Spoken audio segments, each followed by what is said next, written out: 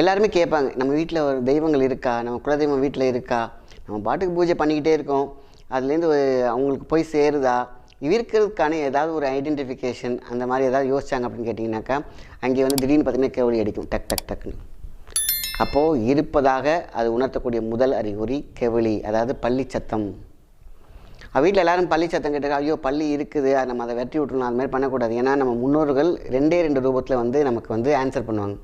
ஒன்று காகம், இன்னொன்று வந்து பார்த்திங்கனாக்கா பள்ளி. இந்த பள்ளிக்கும் காகத்துக்கும் தான் பார்த்திங்கன்னா 2 மூளை. மூளை அப்படின்னா உயிர்கோடு. நான் ஒரு சின்ன விஷயம் இந்த வயசில் ஒரு எக்ஸாம்பிளாக சொல்ல விரும்பிக்கிறேன். ஏன்னா ரொம்ப ரொம்ப முக்கியமான ஒன்று. ஏன்னா இன்றைக்கி வந்து வீட்டில் தெய்வங்கள் இருக்குது அப்படின்னு கேட்டிங்கன்னா ஐடென்டிஃபிகேஷன், நமக்கு விருந்தாளி வந்தாலும் சரி தெய்வம் வந்தாலும் இந்த காக்கா கரைவது மூலியம் தெரிந்து கொள்ளலாம். வீட்டில் சில விஷயங்கள் இருக்கும்போது கெவலி, நம்ம வீட்டில் கெவலி சத்தமே கேட்கலாமாங்க. ஒரு வந்து கேட்பாங்க, சில சமயத்தில் ஜாதகம்லாம் பார்க்க போனால் அவங்க வீட்டில் கெவலி சத்தம் கேட்குதா, அப்படி கேட்டு எத்தனை நாள் ஆகுதுன்னு கேட்பாங்க. காரணம் அதை வச்சு கால்குலேட்